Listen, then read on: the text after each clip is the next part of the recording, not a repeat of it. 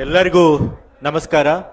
ಇವತ್ತು ನಮ್ಮ ರೀಕಾಸ್ಟ್ ಧ್ರುವನಾರಾಯಣ ಟ್ರಸ್ಟ್ ರವರು, ಲಯನ್ಸ್ ಕ್ಲಬ್ನವರು, ಧ್ರುವನಾರಾಯಣ ಅಭಿಮಾನಿ ಬಳಗದವರು ಇವತ್ತು ನಮ್ಮ ಹುಲ್ಲಳ್ಳಿ ಕಾಲೇಜಿನ ಆವರಣದಲ್ಲಿ ನಮ್ಮೆಲ್ಲರ ನೆಚ್ಚಿನ ನಾಯಕರಾಗಿದ್ದರಂತಹ, ಯಾವಾಗಲೂ ಕೂಡ ಜನಮಾನಸದಲ್ಲಿ ಉತ್ತಮ ಹೆಸರು ಗಳಿಸಿಕೊಂಡು ಅವರ ನೆನಪನ್ನು ಹಸಿರಾಗಿಟ್ಕೊಂಡಿರುವಂತಹ ಧ್ರುವನಾರಾಯಣರವರ 65ನೇ ಜನ್ಮದಿನದ ಪ್ರಯುಕ್ತ ಒಂದು ಉದ್ಯೋಗ ಮೇಳ ಮತ್ತೆ ಆರೋಗ್ಯ ಮೇಳನ ಆಯೋಜನೆ ಮಾಡಿದ್ದಾರೆ.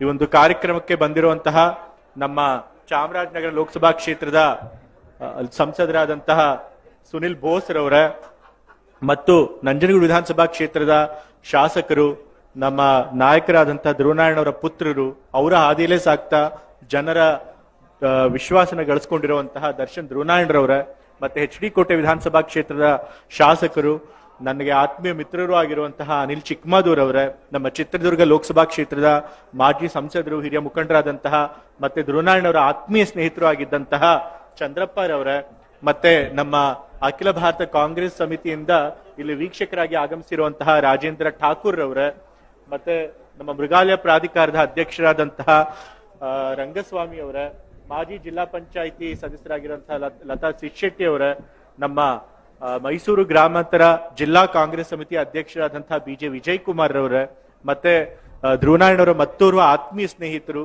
ಯಾವತ್ತೂ ಕೂಡ ಧ್ರುವನಾರಾಯಣವರ ಕುಟುಂಬಕ್ಕೆ ಬೆನ್ನೆಲುಬಾಗಿ ನಿಂತಿದ್ದಂತಹ ಶ್ರೀಕಂಠೂರ್ ಅವರೇ, ಅವರ ಮತ್ತೋರ್ವ ಸ್ನೇಹಿತರಾಗಿರುವಂತಹ ಕಾವೇರಪ್ಪರವರೇ, ಮತ್ತೆ ನಮ್ಮ ನಂಜನಗೂಡು ವಿಧಾನಸಭಾ ಕ್ಷೇತ್ರದ ಮಾಜಿ ಶಾಸಕರಾಗಿರುವಂತಹ ಕಳಲೆ ಕೇಶವಮೂರ್ತಿ ಅವರೇ, ನಮ್ಮ KPCC ಕಾರ್ಯದರ್ಶಿಗಳು, ಮತ್ತೆ ಮಾಜಿ ವಾಲ್ಮೀಕಿ ಅಭಿವೃದ್ಧಿ ನಿಗಮದ ಮಾಜಿ ಅಧ್ಯಕ್ಷರಾದಂತಹ SC ಬಸವರಾಜುರವರೇ, ನಮ್ಮ ನಂಜನಗೂಡು ತಾಲೂಕಿನ ಗ್ಯಾರಂಟಿ ಸಮಿತಿಯ ಅಧ್ಯಕ್ಷರಾದಂತಹ ಮಾರುತಿ ಅವರೇ, ವೇದಿಕೆ ಮೇಲೆ ನೆರೆದಿರುವಂತಹ ಎಲ್ಲ ಆಹ್ವಾನಿತ ಗಣ್ಯರೇ, ಮತ್ತೆ ಎಲ್ಲದಕ್ಕಿಂತ ಹೆಚ್ಚಾಗಿ ಈ ಒಂದು ಕಾರ್ಯಕ್ರಮ ಯಶಸ್ವಿಗೊಳಿಸಕ್ಕೆ ಬಂದಿರುವಂತಹ ನಂಜನಗೂಡು ಮತ್ತೆ ಬೇರೆ ಬೇರೆ ಕ್ಷೇತ್ರದ ಮೂಲೆಯಿಂದಲೂ ಬಂದಿರುವಂತಹ ನಮ್ಮ ಕಾಂಗ್ರೆಸ್ ಪಕ್ಷದ ಆತ್ಮೀಯ ಕಾರ್ಯಕರ್ತ ಬಂಧುಗಳೇ, ಮಾಧ್ಯಮದ ಮಿತ್ರರೇ, ಮತ್ತೆ ಎಲ್ಲದಕ್ಕಿಂತ ಹೆಚ್ಚಾಗಿ ಈ ಒಂದು ಕಾರ್ಯಕ್ರಮದ ಕೇಂದ್ರ ಬಿಂದುಗಳು ಅಂತಂದ್ರೆ ಈ ಒಂದು ಉದ್ಯೋಗ ಮೇಳಕ್ಕೆ ಉದ್ಯೋಗಾಕಾಂಕ್ಷಿಯಾಗಿ ಬಂದಿರುವಂತಹ ಎಲ್ಲ ಅಭ್ಯರ್ಥಿಗಳೇ, ಎಲ್ಲರಿಗೂ ಕೂಡ ಹೃತ್ಪೂರ್ವಕವಾದ ನಮಸ್ಕಾರಗಳು. ಈಗಾಗಲೇ ಬಹಳಷ್ಟು ತಡ ಆಗಿದೆ, ಮಧ್ಯಾಹ್ನ ಆಗೋಗ್ಬಿಟ್ಟಿದೆ, ನಾ ಹೆಚ್ಚು ಮಾತನಾಡೋದಕ್ಕೆ ಹೋಗುದಿಲ್ಲ.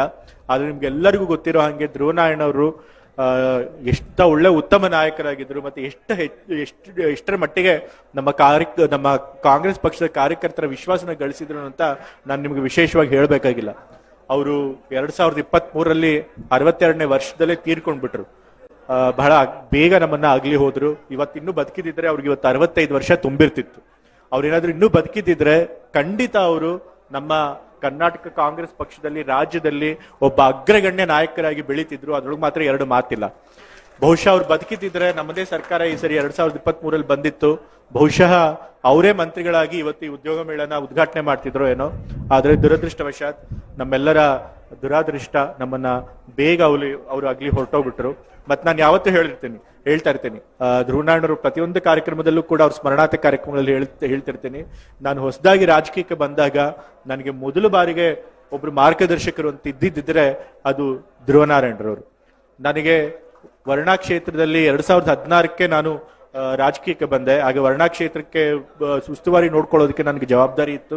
ಆದ್ರೆ ವರ್ಣಾ ಕ್ಷೇತ್ರದಲ್ಲಿ ಎಲ್ಲಾ ಗ್ರಾಮಗಳಲ್ಲಿ ಪ್ರವಾಸ ಮಾಡಬೇಕು ಅಂತಂದ್ರೆ ನಮ್ಮ ಕಾಂಗ್ರೆಸ್ ಪಕ್ಷದ ವರ್ಣಾ ಕ್ಷೇತ್ರದ ನಾಯಕರುಗಳ ಜೊತೆ, ಕಾರ್ಯಕರ್ತಗಳ ಜೊತೆ ಭೇಟಿ ಮಾಡೋಕ್ಕೆ ನನಗೊಂದು ಕೊಂಡಿ ಬೇಕಾಗಿತ್ತು. ಯಾರು ಇರಲಿಲ್ಲ. ಮತ್ತೆ ಅಧಿಕೃತವಾಗಿ ನಾನು ವರ್ಣಾ ಕ್ಷೇತ್ರದಲ್ಲಿ ಸುತ್ತಾಟ ಕೂಡ ಮಾಡಕ್ ಆಗ್ತಿರ್ಲಿಲ್ಲ. ಆಗ ಧ್ರುವನಾರಾಯಣವರೇ, ನೀನು ಆಶ್ರಯ ಸಮಿತಿಯ ಅಧ್ಯಕ್ಷ ಸ್ಥಾನ ತೆಗೆದುಕೋ, ಆ ಒಂದು ಅಧಿಕಾರದ ಮೇಲೆ ವರ್ಣಾ ಕ್ಷೇತ್ರದಲ್ಲಿ ಎಲ್ಲಾ ಕಡೆ ನೀವು ಪ್ರಯಾಣ ಮಾಡಬಹುದು, ಸರ್ಕಾರಿ ಕಾರ್ಯಕ್ರಮಗಳಲ್ಲೂ ಕೂಡ ಅಟೆಂಡ್ ಮಾಡಬಹುದು ಅಂತ ಹೇಳಿ ಅವರೇ ವರ್ಣಾ ಕ್ಷೇತ್ರದ ಪ್ರತಿಯೊಂದು ಹಳ್ಳಿಗಳಲ್ಲೂ ಕೂಡ ಏನಾದ್ರೂ ಒಂದು ಶಂಕುಸ್ಥಾಪನೆ ಅಥವಾ ಉದ್ಘಾಟನೆ ಕಾರ್ಯಕ್ರಮ ಹಮ್ಮಿಸಿಕೊಂಡು ಆ ಒಂದು ಸ್ಥಳೀಯ ನಾಯಕರುಗಳಿಗೆ, ಕಾರ್ಯಕರ್ತಗಳ ಜೊತೆಗೆ ನನಗೆ ಭೇಟಿ ಮಾಡಿಸ್ಕೊಟ್ಟಿದ್ದು ಧ್ರುವನಾರಾಯಣವರು. ಸೊ ಹಾಗಾಗಿ ಅವ್ರು ಕೊಟ್ಟಂತಹ ಮಾರ್ಗದರ್ಶನ ನಾನು ಯಾವತ್ತೂ ಕೂಡ ಮರೆಯಕ್ಕಾಗಲ್ಲ. ನಾ ಯಾವತ್ತೂ ಕೂಡ ಅವ್ರಿಗೆ ಚಿರಣಿಯಾಗಿರ್ತಾನೆ. ಮತ್ತೆ ಅವರು ಪಕ್ಷದ ಕೆಲಸಗಳನ್ನ ಎಷ್ಟು ಅಚ್ಚುಕಟ್ಟಾಗಿ ಮಾಡ್ತಿದ್ರು ಅಂತ ನಿಮ್ಗೆ ಗೊತ್ತಿದೆ. ಚಂದ್ರಪ್ಪ ಸರ್ ಅವರು ಹೇಳ್ತಾ ಇದ್ರು, ಅವ್ರಿಗೆ ಯಾವುದೇ ಕೆಲಸ ಕೊಟ್ಲಿ ಅದನ್ನ ಬಹಳ ನಿಷ್ಠೆಯಿಂದ ಪ್ರಾಮಾಣಿಕತೆಯಿಂದ ಮಾಡ್ತಾ ಇದ್ರು. ಮತ್ತೆ ಆ ಕೆಲಸ ಕೊಟ್ಟ ಕೆಲಸನ ಅದು ಮುಗಿಸೋ ತನಕ ಅವರು ವಿಶ್ರಾಮ ತಗೊಳ್ತಾ ಇರ್ಲಿಲ್ಲ. ಮತ್ತೆ ಹಗಲಿರುಳು ಕೂಡ ಪಕ್ಷಕ್ಕೋಸ್ಕರ ಕೆಲಸ ಮಾಡೋರು. ಅವ್ರಿಗೆ ವೈಯಕ್ತಿಕ ಜೀವನದಲ್ಲಿ ಅವ್ರ ಕುಟುಂಬದಲ್ಲಿ ಬೇಕಾದಷ್ಟು ಕಷ್ಟ ಕಾರ್ಪಣ್ಯಗಳಿದ್ವು. ಅವರ ಪತ್ನಿಯವರು ಕೂಡ ಯಾವಾಗ್ಲೂ ಕೂಡ ಅನಾರೋಗ್ಯದಲ್ಲಿದ್ರು. ಆದ್ರೂ ಕೂಡ ವೈಯಕ್ತಿಕ ಜೀವನದಲ್ಲಿ ಅವ್ರಿಗೆ ಅಷ್ಟೊಂದು ದುಃಖ ಕಷ್ಟ ಇದ್ರು ಕೂಡ ಯಾವತ್ತೂ ಕೂಡ ಪಕ್ಷದ ಕೆಲಸಕ್ಕೆ ಮಾತ್ರ ಅವ್ರು ಹಿಂಜರಿತಲ್ಲ. ಪಕ್ಷದ ಕೆಲಸಕ್ಕೋಸ್ಕರ ಹಗಲಿರುಳು ಕೂಡ ಶ್ರಮ ವಹಿಸ್ತಾ ಇದ್ರು. ಮತ್ತೆ ಅವ್ರ ಕಾರ್ಯಾಧ್ಯಕ್ಷ ಆದ್ಮೇಲೆ ಅವರು ಕೆಲಸ ಮಾಡಿದಂತ ಕಾರ್ಯವೈಖರಿ ಇದೆಯಲ್ಲ, ಅದನ್ನ ನಾವ್ ಯಾರು ಮರೆಯಕ್ಕಾಗಲ್ಲ. ಇಡೀ ರಾಜ್ಯಾದ್ಯಂತ ಕಾಲುಗಳಿಗೆ ಚಕ್ರ ಕಟ್ಕೊಂಡು ಇಡೀ ರಾಜ್ಯಾದ್ಯಂತ ಅವರು ಸುತ್ತಾಟ ಮಾಡಿದ್ರು. ಬಹುಶಃ ಅವರಷ್ಟು ಕೆಲಸ ಮಾಡಿದಂತ ಕಾರ್ಯಾಧ್ಯಕ್ಷರನ್ನ ನಾ ಇದುವರೆಗೂ ನೋಡಿಲ್ಲ. ಮತ್ತೆ ಅಷ್ಟೇ ನಮ್ಮ ಕಾರ್ಯಕರ್ತರುಗಳಿಗೆ ಸ್ಪಂದಿಸ್ತಾ ಇದ್ರು. ಅವರು ಅವರು ಲೋಕಸಭಾ ಸಂಸದರಾಗಿದ್ದಾಗ ಅವ್ರ ಲೋಕಸಭಾ ಕ್ಷೇತ್ರದೊಳಗೆ ಸುಮಾರು 8 ವಿಧಾನಸಭಾ ಕ್ಷೇತ್ರಗಳು ಬರ್ತಿತ್ತು. ಆ 8 ವಿಧಾನಸಭಾ ಕ್ಷೇತ್ರಗಳಲ್ಲಿ ಕಾರ್ಯಕರ್ತರು ಯಾವುದೇ ಕಾರ್ಯಕ್ರಮ ಕರೀಲಿ, ಅದು ರಾಜಕೀಯ ಕಾರ್ಯಕ್ರಮ ಇರಬಹುದು ಅಥವಾ ಕಾರ್ಯಕರ್ತರ ವೈಯಕ್ತಿಕ ಕಾರ್ಯಕ್ರಮ ಇರಬಹುದು, ಆ ಕಾರ್ಯಕ್ರಮಗಳಿಗೆ ತಪ್ಪದೆ ಹೋಗಿ ಅಟೆಂಡ್ ಮಾಡ್ತಾ ಇದ್ರು. ತಡವಾಗಾದ್ರೂ ಪರವಾಗಿಲ್ಲ, ಎಲ್ಲಾ ಕಾರ್ಯಕ್ರಮಗಳನ್ನು ಒಪ್ಕೊಂಡು ಒಂದೂ ಕಾರ್ಯಕ್ರಮ ಬಿಡದೆ ಹೋಗ್ತಾ ಇದ್ರು. ಮತ್ತೆ ಕಾರ್ಯಕರ್ತರ ವೈಯಕ್ತಿಕ ಕಾರ್ಯಕ್ರಮಗಳು, ಅದು ಮದುವೆ, ಮುಂಜಿ, ಗೃಹ ಪ್ರವೇಶ ಏನೇ ಇರಲಿ, ಒಬ್ಬ ಕಾರ್ಯಕರ್ತರ ಕಾರ್ಯಕ್ರಮಗಳನ್ನು ಮಿಸ್ ಮಾಡ್ತಾ ಇರ್ಲಿಲ್ಲ. ನಾನು ನೋಡ್ತಿದ್ದೆ, ಅವ್ರ ಮದುವೆಗಳು ಅಟೆಂಡ್ ಮಾಡಿ ಮುಗಿಸ್ಕೊಂಡ್ ಬರ್ಬೇಕಾದ್ರೆ ರಾತ್ರಿ 12 ಗಂಟೆ ಆಗ್ತಾ ಇತ್ತು. ಸೊ ಇಡೀ ಲೋಕಸಭಾ ಕ್ಷೇತ್ರದಲ್ಲಿ ಎಲ್ಲಾ ಕಾರ್ಯಕರ್ತರಿಗೂ ಅಷ್ಟೊಂದು ಚೆನ್ನಾಗಿ ಸ್ಪಂದನೆ ಮಾಡ್ತಿದ್ರು. ಸೊ ಹಾಗಾಗಿ ಒಬ್ಬ ಜನನಾಯಕ ಹೇಗಿರಬೇಕು, ಒಬ್ಬ ಕಾರ್ಯಕರ್ತರ ವಿಶ್ವಾಸ ಗಳಿಸಬೇಕಂದ್ರೆ ಹೇಗೆ ಕೆಲಸ ಮಾಡಬೇಕು ಅನ್ನೋದನ್ನ ನಾವು ಧ್ರುವನಾರಾಯಣ್ ಅವ್ರನ್ನ ನೋಡಿ ಕಲಿಬೇಕಾಗಿತ್ತು. ನಾವು ಹೊಸದಾಗಿ ರಾಜಕೀಯಕ್ಕೆ ಬಂದಾಗ ನಮಗೆ ಅಂಥ ಮಾರ್ಗದರ್ಶಕ ಸಿಕ್ಕಿದ್ದು ನಾನು ಅದೃಷ್ಟ ಅಂತಲೇ ಭಾವಿಸ್ತೀನಿ. ಇವತ್ತು ಅಂಥ ಧ್ರುವನಾರಾಯಣ್ ಅವ್ರನ್ನ ನಾವು ಕಳ್ಕೊಂಡಿದೀವಿ. ಆದ್ರೆ ನಾವು ಅವ್ರನ್ನ ಕಳ್ಕೊಂಡಿರ್ಬಹುದು ಭೌತಿಕವಾಗಿ, ಆದ್ರೆ ಅವರ ಒಂದು ನೆನಪು ಮಾತ್ರ ನಮ್ಮೆಲ್ಲಾ ಕಾರ್ಯಕರ್ತರು ಮತ್ತೆ ನಮ್ಮ ನಂಜನಗೂಡು ವಿಧಾನಸಭಾ ಕ್ಷೇತ್ರ ಮತ್ತೆ ಚಾಮರಾಜನಗರ ಲೋಕಸಭಾ ಕ್ಷೇತ್ರದ ಎಲ್ಲ ಮತದಾರ ಮನಸ್ಸಲ್ಲಿ ಅವ್ರ ನೆನಪು ಯಾವಾಗ್ಲೂ ಕೂಡ ಹಚ್ಚ ಹಸಿರಾಗಿ ಉಳ್ಕೊಳ್ಳುತ್ತೆ. ಆದ್ರೂ ಕೂಡ ಇತರರಿಗೆ ಅವರು ಹೆಸರು ಮರಿಬಾರದು ಅಂತ ಹೇಳಿ ಅವರ ಸ್ಮರಣಾರ್ಥ ಅವರ ಪುತ್ರರಾದಂತಹ ಮತ್ತೆ ಶಾಸಕರು ಆದಂತಹ ದರ್ಶನ್ ಧ್ರುವನಾರಾಯಣರು ಪ್ರತಿ ವರ್ಷ ಅವ್ರ ಹುಟ್ಟುಹಬ್ಬದ ದಿವಸ ಇಂಥ ಕಾರ್ಯಕ್ರಮಗಳನ್ನ ಮಾಡ್ಕೊಂಡು ಬರ್ತಿದ್ದಾರೆ. ಮತ್ತೆ ಅವ್ರ ಹುಟ್ಟುಹಬ್ಬನ ಬಹಳ ಅರ್ಥಪೂರ್ಣವಾಗಿ ಆಚರಣೆ ಮಾಡ್ತಾರೆ. ಸುಮ್ಮನೆ ಒಂದು ರಾಜಕೀಯ ಕಾರ್ಯಕ್ರಮ ಕರೆದು ಲೀಡರ್ಗಳನ್ನ ಸೇರಿಸಿ ಒಂದು ಶ್ರದ್ಧಾಂಜಲಿ ಕೊಡುವಂತ ಕಾರ್ಯಕ್ರಮ ಮಾತ್ರ ಮಾಡಲ್ಲ. ಅವರು ಪ್ರತಿ ವರ್ಷ ಉದ್ಯೋಗ ಮೇಳ ಮತ್ತೆ ಆರೋಗ್ಯ ಶಿಬಿರಗಳನ್ನ ಆಯೋಜನೆ ಮಾಡಿ ಸಮಾಜಕ್ಕೆ ಅನುಕೂಲ ಆಗುವಂತಹ ಈ ಒಂದು ಕ್ಷೇತ್ರದ ವಿದ್ಯಾರ್ಥಿಗಳಿಗೆ, ಯುವಕರಿಗೆ ಅನುಕೂಲ ಆಗುವಂತಹ ಕಾರ್ಯಕ್ರಮನ ಆಯೋಜಿಸ್ಕೊಂಡು ಬಂದಿದ್ದಾರೆ. ಇವತ್ತು ಕೂಡ ಅವರ ರೀಕಾಸ್ಟ್ ಧ್ರುವನಾರಾಯಣ್ ಟ್ರಸ್ಟ್ ವತಿಯಿಂದ ಮತ್ತೆ ಧ್ರುವನಾರಾಯಣ್ ಅಭಿಮಾನಿಗಳ ಬಳಗದಿಂದ ಮತ್ತೆ ಲಯನ್ಸ್ ಕ್ಲಬ್ ಇವರ ಸಹಯೋಗದೊಂದಿಗೆ ಈ ಒಂದು ಉದ್ಯೋಗ ಮೇಳನ ಅವರು ಆಯೋಜನೆ ಮಾಡಿದ್ದಾರೆ. ಪ್ರತಿ ವರ್ಷ ಈ ಉದ್ಯೋಗ ಮೇಳದಲ್ಲಿ ಬಹಳಷ್ಟು ಜನ ಉದ್ಯೋಗದಾತರು ಆಗಮಿಸ್ತಾರೆ, ಕಂಪನಿಗಳು ಆಗಮಿಸ್ತಾರೆ. 23ನೇ ಇಸ್ವಿಲಿ ಸುಮಾರು 106 ಕಂಪನಿಗಳು ಬಂದಿತ್ತು. 24ನೇ ಇಸ್ವಿಲಿ 120 ಕಂಪನಿಗಳು ಬಂದಿದ್ವು. 25ನೇ ಇಸ್ವಿಲಿ 85 ಕಂಪನಿಗಳು ಬಂದಿದ್ವು. ಈಗ 26ನೇ ಇಸ್ವಿಲಿ ಸುಮಾರು 80 ಕಂಪನಿಗಳು ಬಂದಿವೆ. 23ನೇ ಇಸ್ವಿಲಿ 250ಕ್ಕೂ ಹೆಚ್ಚು ಜನಕ್ಕೆ ಆಗ ಉದ್ಯೋಗ ಸಿಕ್ಕಿತ್ತು. 24ರಲ್ಲಿ 480 ಜನಕ್ಕೆ, 25ಕ್ಕೆ 650 ಜನಕ್ಕೆ, ಈಗ 26ರಲ್ಲೂ ಕೂಡ ಖಂಡಿತ 100 ನಂಜನಗೂಡು ವಿಧಾನಸಭಾ ಕ್ಷೇತ್ರದ ಯುವಕರಿಗೆ, ಯುವತಿಯರಿಗೆ ಕೆಲಸ ಸಿಗುತ್ತೆ. ಈಗಲೇ ವೇದಿಕೆ ಮೇಲೆ ಒಂದಷ್ಟು ಜನ ಉದ್ಯೋಗಾಕಾಂಕ್ಷಿಗಳನ್ನ ಕರೆದು ಅವ್ರಿಗೆ ಲೆಟರ್ ಆಫ್ ಇಂಟೆಂಟ್ ಕೊಟ್ಟಿದ್ದಾರೆ. ಖಂಡಿತ ಅವರು ಎಲ್ಲಿ ಯಾವ ಕಂಪ್ನಿದ ಲೆಟರ್ ಆಫ್ ಇಂಟೆಂಟ್ ಸಿಕ್ಕಿದೆ ಆ ಕಂಪ್ನಿಯಲ್ಲಿ ಉದ್ಯೋಗ ಅವ್ರಿಗೆ ಸಿಗುತ್ತೆ. 100 ವಿದ್ಯಾರ್ಥಿಗಳು ಇದರಿಂದ ಅನುಕೂಲ ಪಡ್ಕೊಳ್ತಾರೆ. ಸೊ ಇಂಥ ಒಂದು ಒಳ್ಳೆ ಕಾರ್ಯಕ್ರಮ ಮಾಡ್ತಿರುವಂತಹ ದರ್ಶನ್ ಧ್ರುವನಾರಾಯಣ್ ಅವರು ಅದು ತಮ್ಮ ಮತದಾರರಿಗೆ ಒಳ್ಳೇದ್ ಮಾಡ್ಬೇಕು ಅಂತ ಹೇಳಿ ಇಂಥ ಕೆಲಸ ಮಾಡ್ತಿದ್ದಾರೆ. ಅವ್ರಿಗೆ ನಾನು ಅಭಿನಂದನೆಗಳನ್ನ ತಿಳಿಸೋದಕ್ಕೆ ಇಷ್ಟಪಡ್ತೇನೆ. ದರ್ಶನ್ ಧ್ರುವನಾರಾಯಣ್ ಅವರು ಕೂಡ ಮೊದಲನೇ ಬಾರಿ ಶಾಸಕರಾಗಿದ್ದಾರೆ. ಮೊದಲನೇ ಬಾರಿ ಶಾಸಕರಾಗಿದ್ರು ಕೂಡ ಇಡೀ ಕ್ಷೇತ್ರದ ಜನತೆಯ ಮತದಾರರ ವಿಶ್ವಾಸನ, ಪ್ರೀತಿನ ಗಳಿಸಿದ್ದಾರೆ. ಅವರು ಕೂಡ ತಂದೆಯವರಂತೆ ಅವಿರತವಾಗಿ ಕೆಲಸ ಮಾಡ್ತಾರೆ. ನಾನು ನೋಡ್ತಾ ಇರ್ತೀನಿ, ಮೈಸೂರಲ್ಲಿದ್ದಾಗ ಯಾವಾಗ್ಲೂ ಕೂಡ ಕ್ಷೇತ್ರ ಪ್ರವಾಸದಲ್ಲಿರ್ತಾರೆ. ನಂತರ ಕಮಿಟಿ ಮೀಟಿಂಗ್ ಅಂತ ಬೆಂಗಳೂರಿಗೆ ಬರ್ತಾರೆ.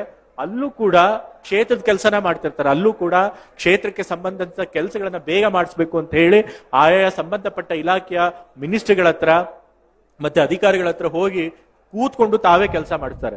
ನಾನು ತಂದೆಯವರು ಮುಖ್ಯಮಂತ್ರಿ ಆಗಿದ್ದಾಗ ಅವರು ಮುಖ್ಯಮಂತ್ರಿಗಳನ್ನ ಭೇಟಿ ಆಗ್ತಿರಲಿಲ್ಲ ಅಂತ ಹೇಳಿ ನನ್ನ ಹತ್ರನೇ ಬರೋರು. ಪ್ರತಿ ವಾರ ಅವರು ಬಂದು ನಂಜನಗೂಡು ವಿಧಾನಸಭಾ ಕ್ಷೇತ್ರದ ಕೆಲಸಗಳನ್ನ ಮಾಡಿಸ್ಕೊಂಡು ಹೋಗೋರು. ಸೊ ಹಾಗಾಗಿ ಕ್ಷೇತ್ರದ ಬಗ್ಗೆ ಅಷ್ಟೊಂದು ಕಾಳಜಿ ಇಟ್ಕೊಂಡು ಕೆಲಸ ಮಾಡ್ತಿರುವಂತಹ ಒಬ್ಬ ಉದಯೋನ್ಮುಖ ನಾಯಕ, ಶಾಸಕ ಅಂತಂದ್ರೆ ದರ್ಶನ್ ಧ್ರುವನಾರಾಯಣ್ ಅವರು.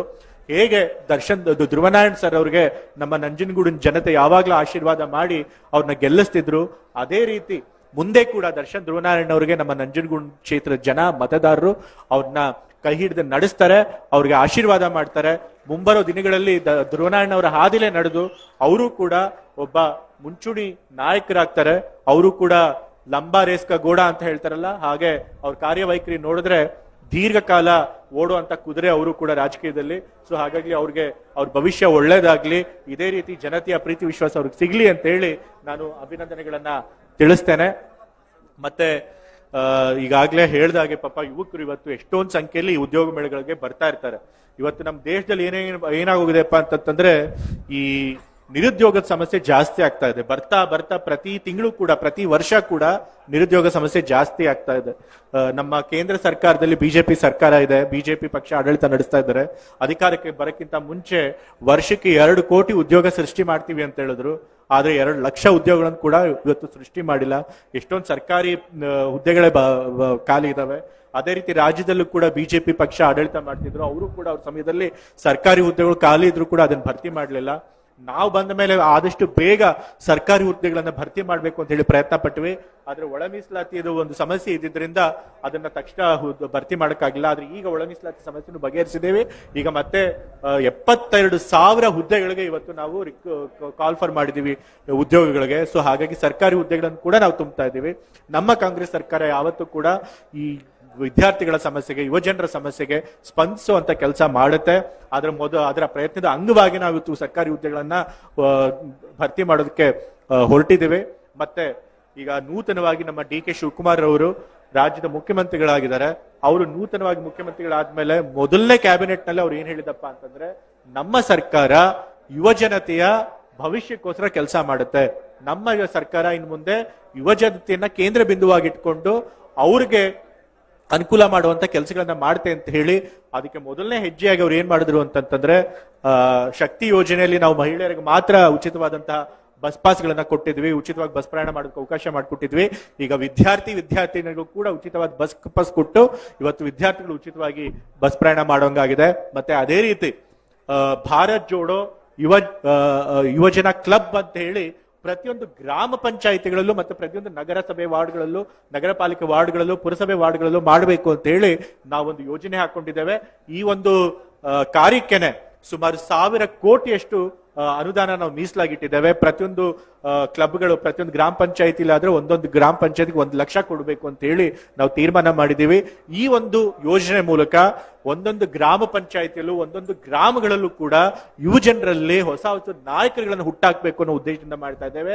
ಈ ಯುವಜನಕರು ಕೇವಲ ತಾವಾಯ್ತು, ತಮ್ಮ ವೈಯಕ್ತಿಕ ಜೀವನ ಆಯ್ತು, ತಮ್ಮ ಮೊಬೈಲ್ ಆಯ್ತು ಅಂತ ಸಮಯ ಹರಣ ಮಾಡ್ಕೊಳ್ಳದೆ ಸ್ವಲ್ಪ ಸೃಜನಾತ್ಮಕವಾದಂತಹ, ಕನ್ಸ್ಟ್ರಕ್ಟಿವ್ ಆದಂತಹ ಕೆಲಸಗಳಲ್ಲಿ ಭಾಗವಹಿಸಲಿ, ಸಮಾಜನ ಕಟ್ಟುವಂತಹ ಕೆಲಸಗಳಲ್ಲಿ ಭಾಗವಹಿಸಲಿ ಅಂತ ಹೇಳಿ ಅವ್ರಿಗೋಸ್ಕರ ಈ ಒಂದು ಭಾರತ್ ಜೋಡೋ ಯುವಜನ ಕ್ಲಬ್ಗಳನ್ನ ಮಾಡ್ತಾ ಇದ್ದೀವಿ.